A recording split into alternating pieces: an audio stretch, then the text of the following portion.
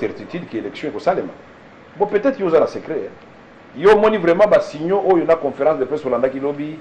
Il y a Remoti Bandana Mende au Malanga. On dit qu'il y a solo qui a volontaire pour ça l'élection le 27 novembre 2016.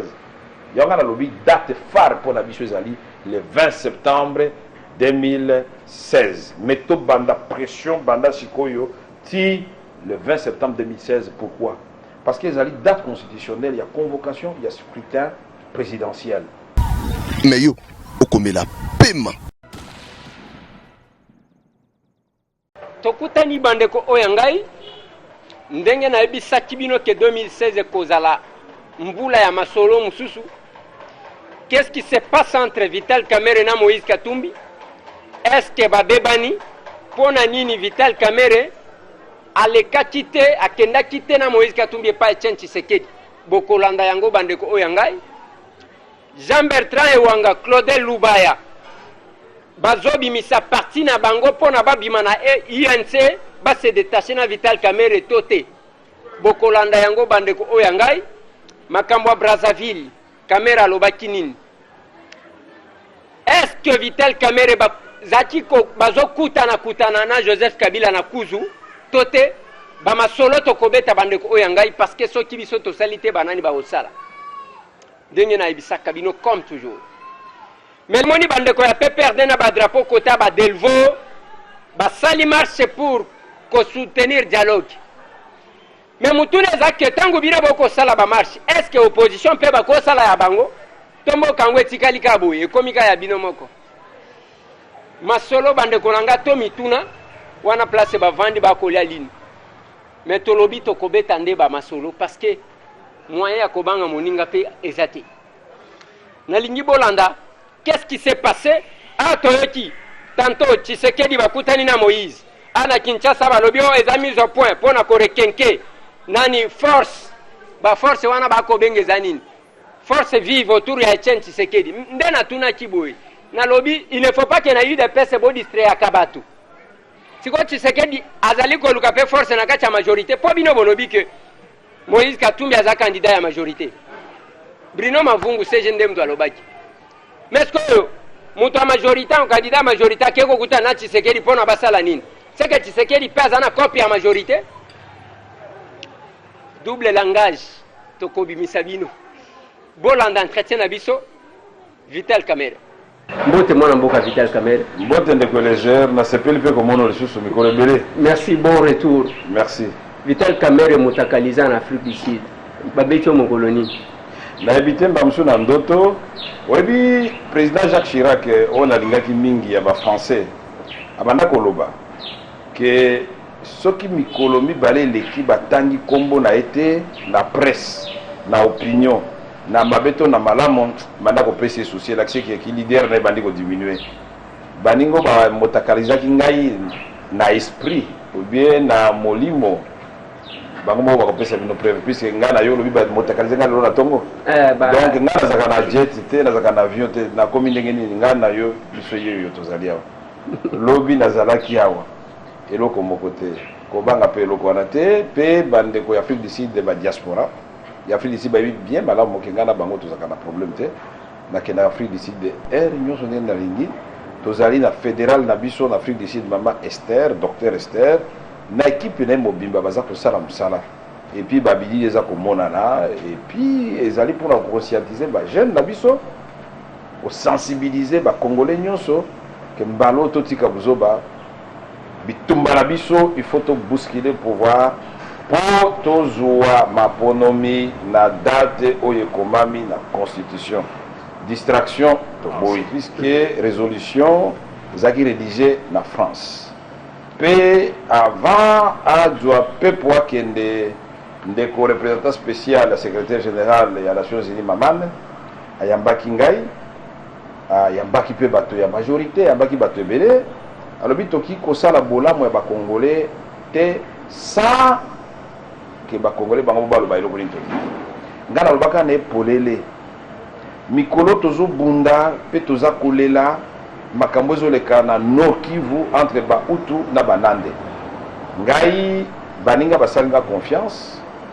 na sololi na bautu na banande na sangisi bango bazali na posa ya kimia tolingi ba tireur de ficelle te tolobi soki botiki likambo boye toyebi ke kuna ba FDLR bazali toyebi ke ba def nalu bazali ba LRA bazali so boza na bokebi te okomona ba FDLR baye sima ya ekolo moko boye babi toye kosalisa bino ekolo wana ekoti na piège kote mosomona mpe ADF na lwa biso mpe toye kosalisa bino bango mpe bakoti na piège ekomi siko somalisation ekomi génocide nayebisaki keba toza na risque ya génocide naza kofélicité banotable ya Nord Kivu na Sud Kivu oyo bazali awa na Kinshasa oyo bazali na Kinshasa bango bazali na intérieur ya mboka na Nord Kivu puisque bango nyonso balobi nini balingi kimia ezonga na Nord Kivu balingi nini l'État azonga bipai oyo bazoboma bato police azali pembeni me bato baza kokufa balingi nini MONUSCO nayebisi yango représentant spécial mpe tozalaki en délégation bakoki kondima te bakomi bato na Miriki à quelques mètres ya campement ya MONUSCO représentant spécial abi non tosali enquête mpe etumbu ekopesama alors eloko nini ozali kopromettre biso alobi tosi tosigné accord na gouvernement de la République démocratique du Congo po tobandela bafrappe mpona kosisa bagroupes armés mpe biso MONUSCO tokosala tu mandat na biso oyo ya koprotéger population to renforcer yango mpe tokozala présent po tobatela population elongo na FRDC na police babakisi nini alobi tolobi na ye élection efo esalema élection kosalema boyebi ke na 2006 bino nde bosungaki basite nyonso na 2011 bino nde bosungaki basite nyonso na bakonzi na baarmée na biso na police na biso mais tolingi botikala po toza na besoin ya batémoin puisque barépression ndenge bandi boye contre baopposants contre front citoyen contre société civile contre bano ya lucha koma bana ya lucha balobi kaka tolingi alternance tolingi démocratie peuple congolais telema ekomi délit ekomi infraction babengi bango baterroriste eza likambo kokama yango wana nake na poto mpe na lobeli yango nayebisaki liboso représentant spécial lobela likambo ya bana oyo ya biso bakangi ya lucha na lobeli yango mpe na poto lisusu mpe na lobeli mpona baprisonnier politique mosusu puisque tokende élection ndenge nini boza kolinga kocréer climat ya décrispation muyambo aza na prison Christopher Ngoi aza na prison Kiaviro aza na prison Diomi Ndongala aza na prison Fred Bauma aza na prison Bakwambala aza na prison liste zambulai nani membre ya INC Misato baza na prison membre ya CDR Jean Lucien baza na prison membre ya Vano Kiboko ndeko nangala j'ai failli l'oublier pasteur Nabiso pe aza kobela lokola Christopher Ngoi aza kobela na kende kotala ye na boya kotia photo na ligne na kotia ngo puisque a autorisé kingai na kenda kotele banda kala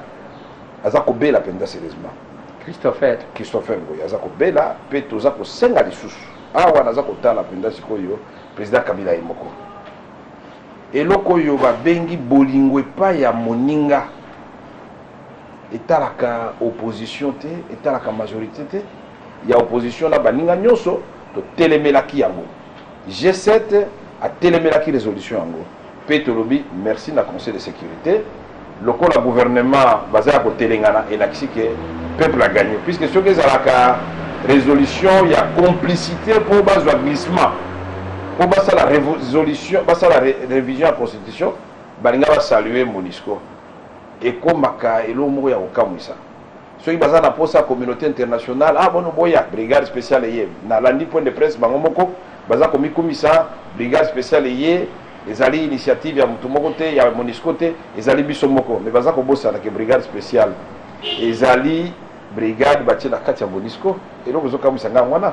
ministre ya biso affaires étrangères foye bango ke brigade spéciale ezali na kati ya MONUSCO et puis ezali conseil de sécurité mutu autorisé yango ezali gouvernement congolais te banda mokolo nini gouvernement congolais ekomopesa ordre na conseil de sécurité ata mokolo moko te président Kabila akoloba te na kinotala mwana mboka Jean-Pierre Bemba ata ya hypocrisie toti ata ya hypocrisie ata ya lokuta bandeko na ngai ata mokolo moko te Matata avant Matata Muzito bakoloba te toki notala ndeko aza kuna eza nini totala ndenge tokosalisa ye on dirait bato nyonso basepeli lokola kangami atikala kuna libela me bayebaka destin ya moto ezali na maboko ya Nzambe. Jean-Pierre Bemba naibisaki yango na mon cher ami, quelle que soit la longueur de la nuit, le soleil apparaîtra. Ndeko nanga zala na foi okobima makasi koleka ndenge okotaki awa. Mandela salaki 27 ans, mais naza ko souhaiter 27 ans, toza ko sambela Nzambe. Et ka 12 ans puisque soki eleki 12 ans, Jean-Pierre Bemba kozala libre akobima. Pe bana Kisasa, bana Congo bako sepela puisque babanda kozela ye. Et que juge d'ako critiquer ces pays mais loko zoka musanga mingi. To sepeli ndenge ba libérer vice-président ya Kenya. Mais kokoso elekaki na kati ya Kenya na Nairobi. Oya biso balobi elekinde na Bangi. Place Jean-Pierre Bemba atindaki batu. Mais Bangi ezali mboka ezangi ba considérer Patassia bandeko Kambango bazaki na chef d'état-major général na kasi ezangi Bozize bazaki na Demafoot. Mais batonyo soit tout batiki bango attaque centrafricain mon côté bakangie baiko lokota kaka Jean-Pierre Bemba pe eloko na kati ya dossier bakomo koluka oh non ba séduire ba témoin ba sali soki nini non toza ko critiquer ba jugement na bango te mais ba libérer les biso Jean-Pierre Bemba na Lombango. Voilà. Donc pour revenir gouvernement na biso ba yiba que mboko eza ya biso nyonso to banda de temps en temps soki likambo etali bolambo ya peuple toloba voix moko lokola résolution 2277 ezali mpona sécurisation ya mboka kosisa bitumba nakanisi na bango na biso efale tosepela on dirait bango balingi econtinue ka baintérêt yango batikala epa na biso baadef nalu batikala epa na biso Beni bato bakufaka mikolo nyonso Lubero bato bakufaka mikolo nyonso Ruchuru bato bakufaka mikolo nyonso Nord Katanga bato bakufaka Kivu na yoki ndengolobi makambwane za ba Rwanda ngana kota kuna te alors que ya Braza okotia kuna toko ya okoma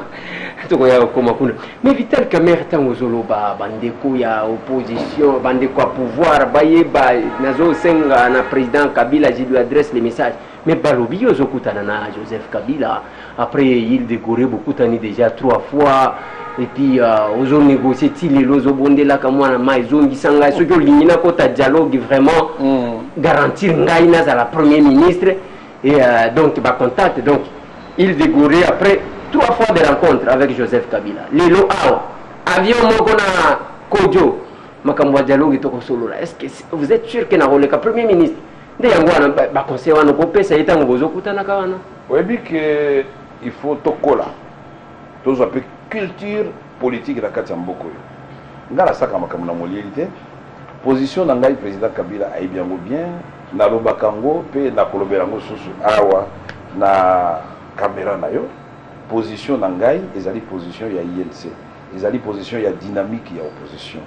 dialogue wana ya président Kabila ezali dialogue piège ezali pona koluka glissement batele ba bosani place glissement utaki ezaki ni solonga na yo te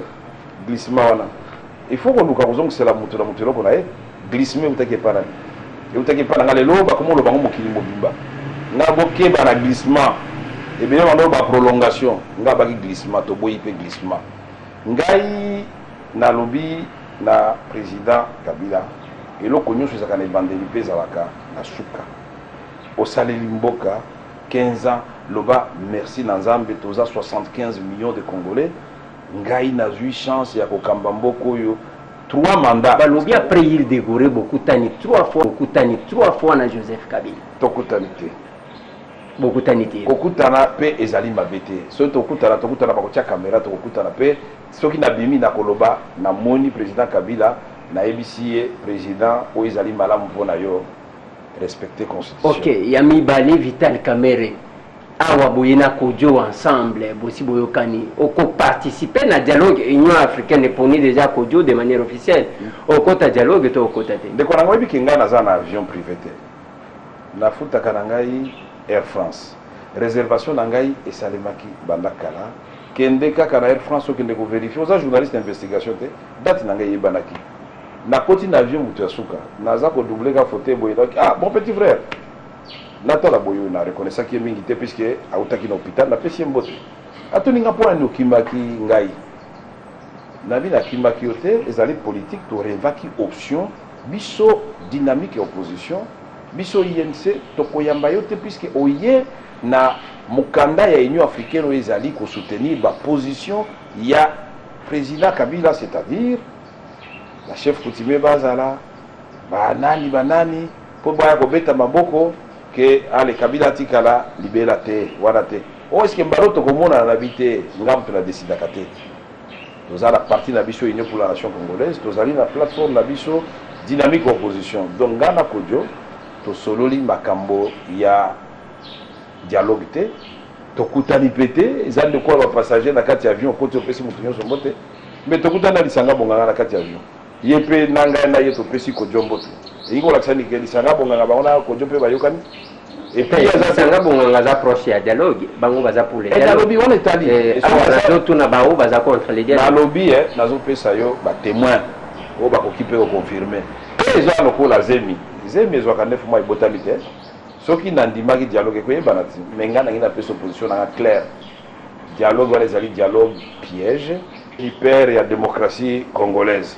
azaki député Nzondombi azaki président assemblée nationale ba bedani puisque y a boya ki ndenge makambana okamba kuna na direction ndenge maréchal Mobutu na parlement de Bandome Mango et Tshisekedi a créé courant na baninga ne bangalula pandajila ba kiba samaliba ba kyungu wa kumwanza ba matanda nani ba makanda ba mbwankeme ba sa très balumbu balusanga ebele mais yeni balobaki te kaka bato ya côté ya pouvoir ndo bana azokosa na butu azalaka na badolite na moi et pas na bino lelo ça fait combien d'années est-ce que le côté silité tant et si ça ka lokuta ya on a kosenga na bato na biso nyonso tozala bango na partenariat pe na peuple congolais bala na bilobela wana te bala ndo tozosala tozozwa ba risque munene pour la kolobela mboka dans le respect de la constitution et des lois de la République. Voilà. Vital Kamerhe ulia lukaba électeur na Kachamboka ndenge tokinda ba Bukavu ba Kivu certainement avec image à l'appui wana penza ba plein Vital Kamerhe akeko lukaba grands électeurs s'il faut les appeler ainsi ba mindele tomonio na parlement français tomonio na ba ancien président ya Assemblée nationale tomonio na Sinopia à quelques mètres il y a résidence il y a président français. Vital Kamerhe akendaki koluka nini na poto eza koluka appui lokola moni ke makambo ngo ba je donc ba omoni ba rencontre ya niveau national ou bien ba match local ezo pesa bien te il faut que beta kuna pour que bacha yemo po ou bien zani ndako yanora na mutu na liboso tozala programme ya kokende Équateur ban Équateur base la biso tozali koya tozala programme okende ba Congo étape Golanda ekozala de Kasai étape Golanda ekozala Maniema na Katanga et puis tokosala province orientale Mobimba bunda wa ba cotisation pour tokokisana no Équateur surtout si c'est Équateur to bani sous cotisation tokokisa ba Congo mais tokende bipai na bipai ko bangelo bobo voilà zolo ka ba grand électeur te tokende ki na France na invitation d'abord ya Quai d'Orsay donc kuna tolobieli vision na biso pour na Congo vision na biso pour na Afrique pour na kolakisa na bamindele que Congo ezali espoir ya humanité Congo eza mboka monene o ba bakate Congo ezali 2 345 000 km². Congo ezali forêt ya mibale na monde entier. Congo ezali réserve ya liboso ya mabele pour na bilanga na Afrique mobimba pe ya misato na monde entier. Pe bato ya mayele o baya epa na bino ba congolais na lobelaki pe bango boyi ba mayele oyo ya nouvelle technologie tokobongisa mboka bokozonga tokotransformer Congo na lombango. Congo ekoisalisa Afrique, Congo ekolite contre le terrorisme parce que ce Congo to exploiter mabele nango, ce Congo to exploiter énergie nango, bala bazu misala tozu mai na embouchure na ubangite na embouchure ya fleuve Congo to matisi yanguti na lac Tchad et zu mai. Ça fait 6 pays que vous allez sauver. Na Boko Haram et vous allez diminuer peut-être par 3 parce que bano bazokota Boko Haram les ali pour misala za souté, bilanga za souté, élevage za souté, ba shebado bazo à côté à Somalie, même chose, ba mai ba FDLR tout ça, to ba mai to créer ba centre de formation pour la bano ba ko la misala, après to ti bango na ba centre na ba brigade de reconstruction pour topesaka bango moi salaire na fin du mois nous avons présenté présenter programme na yo et mais ça malamu na kende au campagne présidentielle avant d'ailleurs c'est les programmes oyo ko kati ko réserver na bandaki yango awa to sala ki yango pena yo na bi ko poser question kaka puisque yo linga kotungisa bato ya mbaka na émission na yo na sina lobango pe pa na yo pe programme on a présenté kango na Kisasa awa. C'est le professeur Kamba Ibwacha et le professeur Bakandeja Bangonde va présenter Ngai na livre Nangai, le fondement transatlantique de la République démocratique du Congo, Congo terre d'espoir de l'humanité. Na présenté Kango pe la salle à Mouné na Bukavu. Ce qu'on a qui représenter qu'on a poto, bah il quand même que na Congo kuna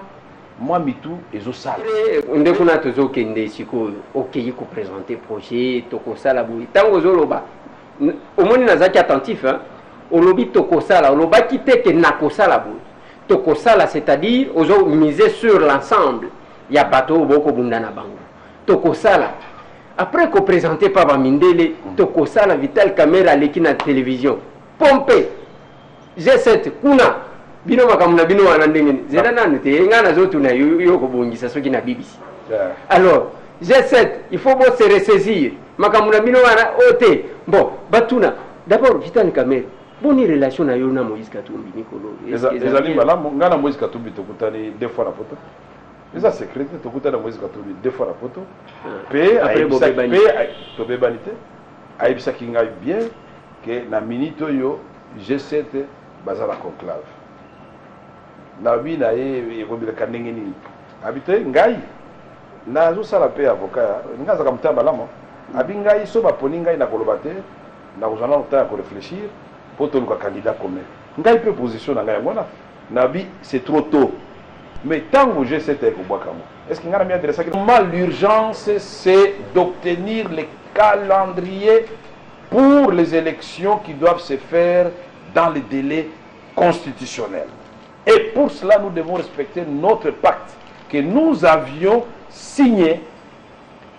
à l'île de Gorée en créant le Front citoyen. Et là qu'on a biso ya liboso toyokanaki ezalaki ke to sala nano biso tu makasi na biso nyonso ezala Moïse Katumbi ezala Jean-Pierre Bemba même place azali azo travailler à travers Mamaïf Bazaïba à travers Babala à travers Batonyo ezala Jali Sembusa ezala Martin Fayulu ezala baninga ya opposition na nyonso na obosa na bakombo bali bisangai biso nyonso to sangana pour obtenir le loco moko babengi calendrier puisque yango ndeko rassembler biso que alternance et ko salema ce qui tozu yango sikoyo liberté na mutu nyonso pour na koloba na moni ngai na kozala candidat kingani akozala candidat mais lokola tozali bato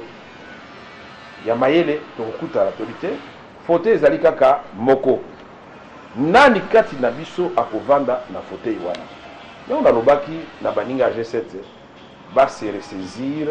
ko se ressaisir wana zaki péjoratif te ko se ressaisir c'est-à-dire ba bossa la te auto yokana ki biso na bango to bousculer nano pour to calendrier et le plus urgent maintenant to yokana ba action ni to ça na terrain ensemble ville morte salemi zaki réussite donc to kangi maboko esili biso na bango ni to ça lisusu pona puisque celui to vani kaboye le président Kabila ko bougete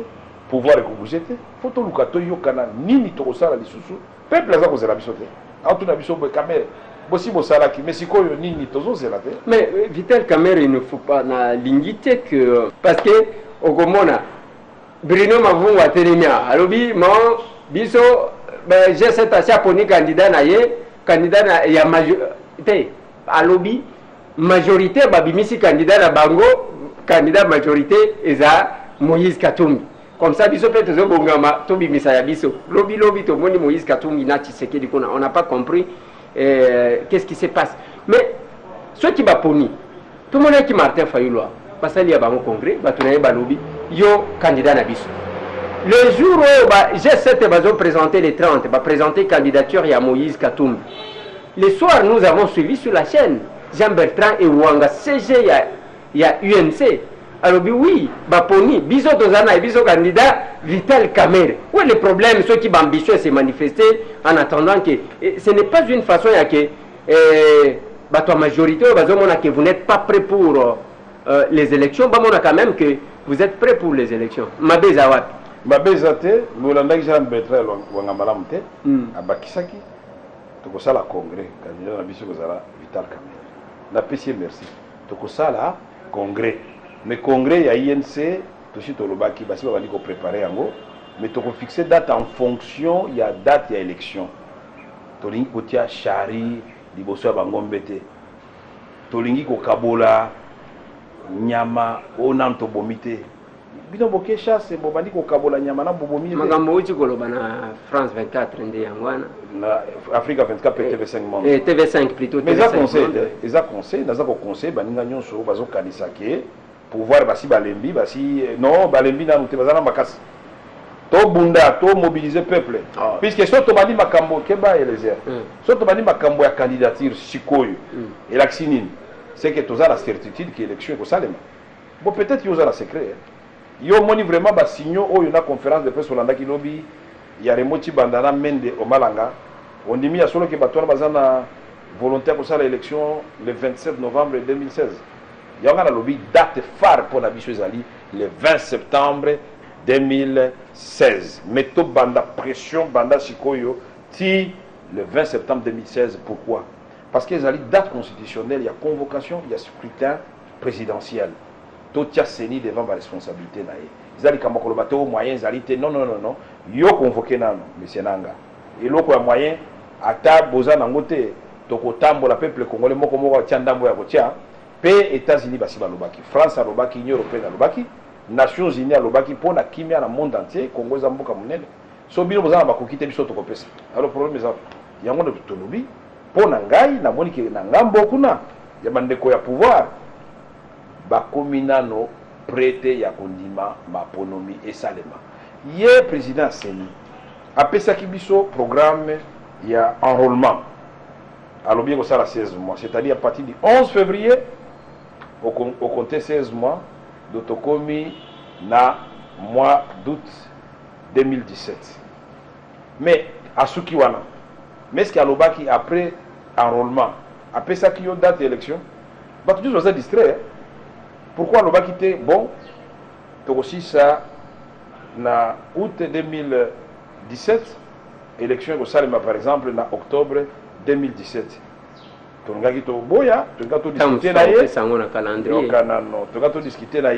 Mais la vérité est que même date, la majorité va voter. Puisque la majorité et la majorité zolinga zali glissement majorité zolinga transition na cas de transition va changer constitution pour ba fongola verrou libela ezala président vanda seko libela totondi ona noté yo nimelo kwa nengwana na bi ba jeune botelema ba mama botelema ba pandi sango ba elezer na baninga mususu botelema boté ya peuple pour na koloba ke destin na ye ezala maboko na ye mais biso toza ba lamba influence muso utande kuna na okine suko loba non non non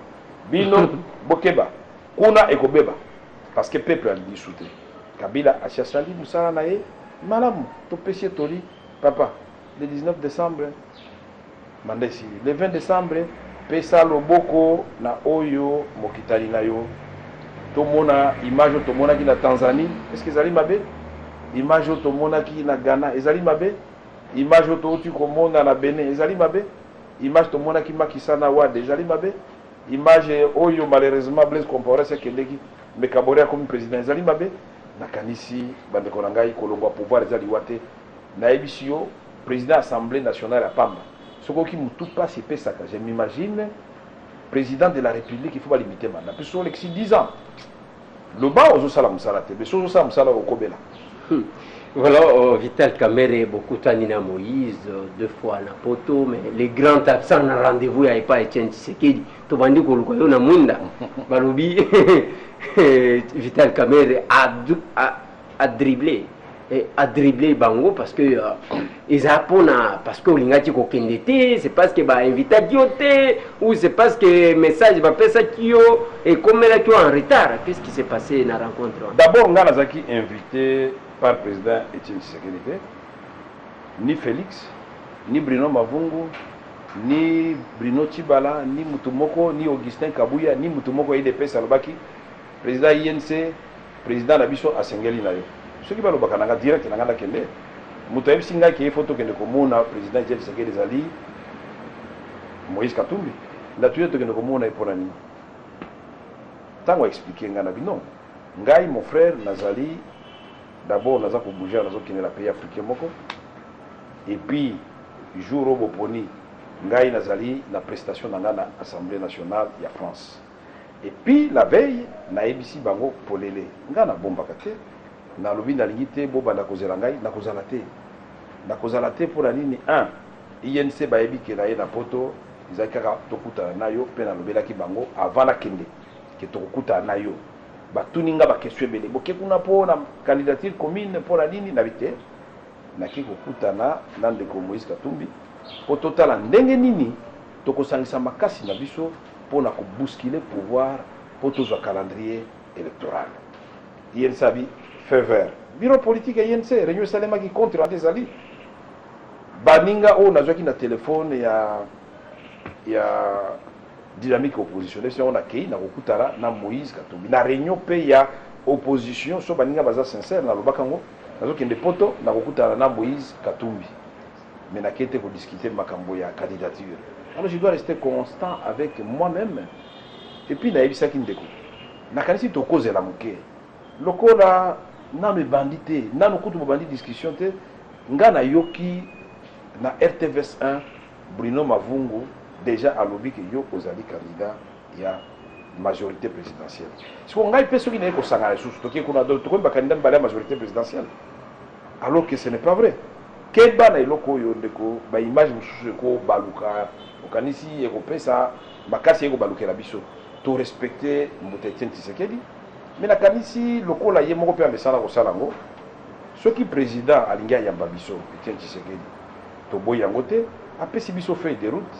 abi Vital Kamerhe Moïse Katumbi na sengeli na bino nalingi todiscuter problème boye wana ngai je ne m'appartiens plus nakoyebisa parti na ngai INC nakoyebisa dynamique opposition pour rester solidaire avec les amis mais qu'est-ce que toi tu allais dire na baninga baza lycée Boussa ba mama Eve Bazaïba ba o batikali awa nangana bamoninga na image kaka ndeko ya kendeki tozaki na ye awa tosoli makambo te c'est en Europe 2 jours avant de baza ko informer nga que te photo que notala président Etienne Tshisekedi nabaki za mabete je l'ai dit devant Félix Keza Mabete tango nakendaka liboso j'étais disposé à aller voir oya liboso kuna kokende kotala papa kopesa mbote kotala ndenge à recouvrer santé problème ya te mais ye moko Félix Tshisekedi alobi na ngai non lelo eza sous possibilité papa za disponible te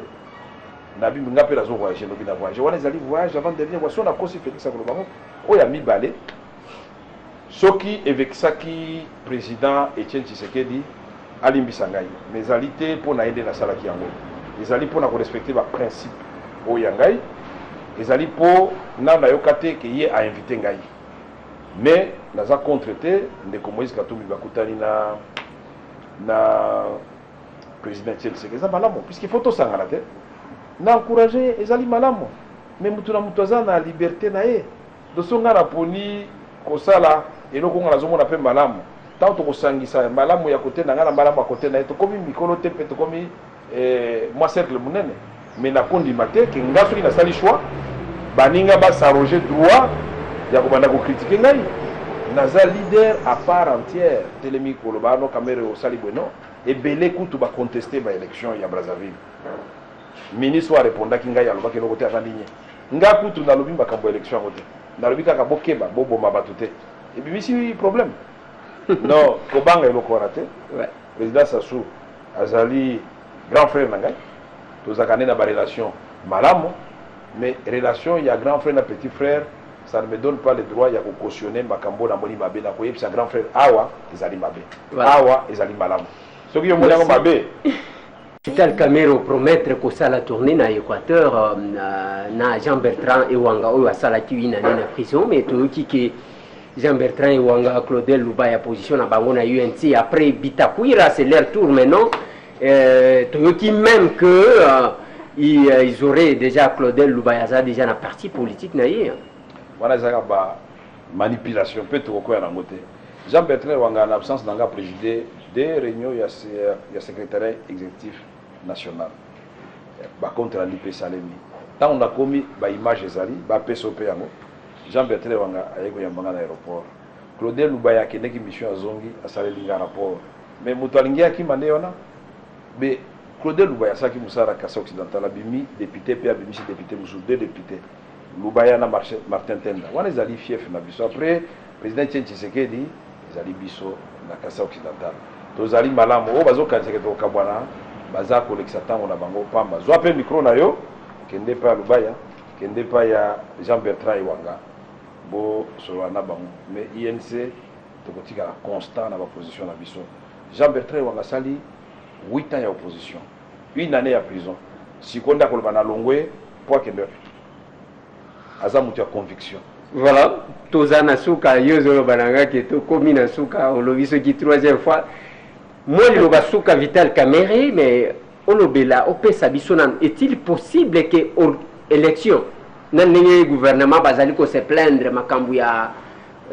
possibilités ezate mongo ezate bien que par rapport ezali ko bima Moïse Katumbi pa loba makambu table ronde bor mususu yepe ko beta to ya ko zongela peut-être une émission mususu est-il possible ya que maponomi et ça les manambula oyo avec tout ce qui a comme difficulté financière il faut et ça les mbongo ezali d'abord taux de croissance na biso eza 6% ya wana lobaka ngaza économiste taux de croissance et s'accompagne à la création ya ba emploi pe ya ba richesse. Donc richesse na ba emploi il fallait la créer donc ba richesse ezali mais ba richesse sango ba contrat to signaki ba mbongo etika la l'étranger muso ba kabola kala ba kondia ça signifie que une portion ya population ya ba dirigeants quelques familles baza ba multimillionnaires ba muso baza ba milliardaires et puis le reste et l'autre côté on a un rapport tant balobaka pour na ba expert